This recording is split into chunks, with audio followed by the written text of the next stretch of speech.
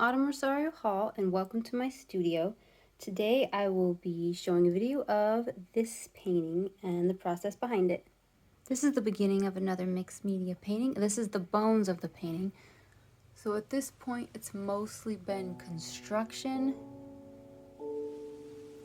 The biggest thing has been this little hideaway.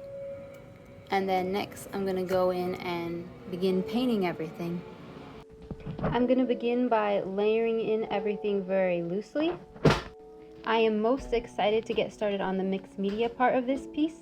It's going to have a ton of mixed media, and I would say the construction part of it almost took me as long as the painting part of it. I've been very excited to work on a new series of paintings that incorporates hidden doors, little cupboards, and things that open to reveal a secret little something. For this one, I kind of went with the idea of Frog's Cupboard. So I themed the little opening nook that's in the tree around that, and then I carried that into the painting through the details of little frogs hidden here and there. I have been thinking a lot about voice in painting and finding what you truly want to paint versus what you feel like you should paint. Also, the idea of style and consistency. I don't always like to be consistent. I like to explore, try new things, just test stuff out, and I really don't like feeling stuck with, say, a certain color palette or way of drawing. But I do find as I continue to make paintings that a lot of them will contain certain elements that make them feel like my own. And I know a lot of tips will tell you to find a certain style, a certain brand, and kind of double down on it.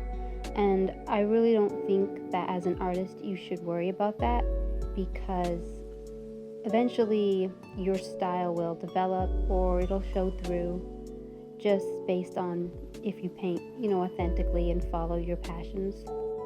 And by authentically, I don't mean some like hokey, I don't know.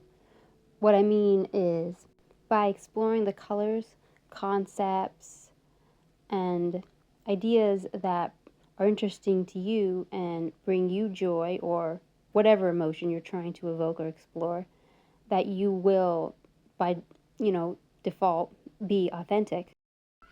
For myself, as I've really leaned into the mixed media, it's the idea of these hidden pockets and panels that's really captured my interest, and I am excited to work on this series and share it and how the work kind of develops. Making the panels themselves has been a little bit of a challenge. For this one, I had to cut into the canvas, and then I've used a mix of wood glue and some sewing and tape to make sure it's really sturdy, held in place, and also looks the way I wanted it to end up looking. For the little hidden rooms themselves, I have so many little bits of ephemera I've collected, tiny bottles, little keys, leaf prints, pieces of writing, just random stuff that I kind of hoard and keep around my studio.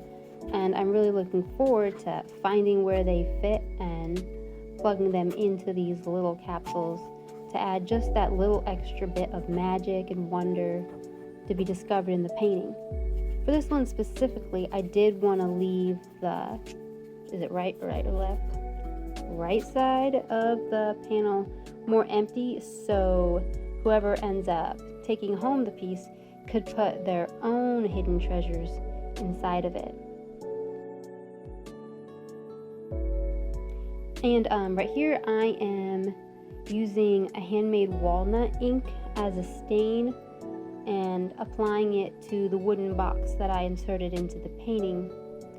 After it's dry, I'll coat it with furniture wax to kind of seal it down and bring up the shine just a bit.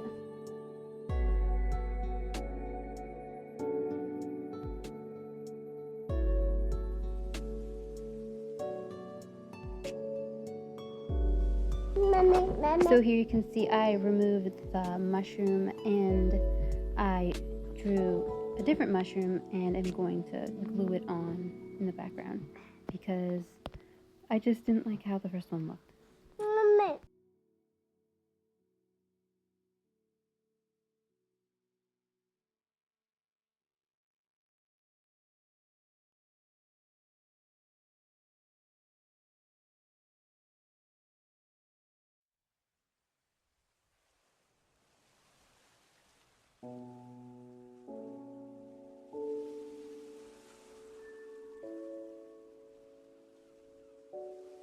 So here is Frog's Cupboard. I hope you enjoyed following along with this painting. Hopefully I'll be able to film and share the next one I work on too. And here is the finished piece. Thanks for watching, and if you have any comments, just drop them below.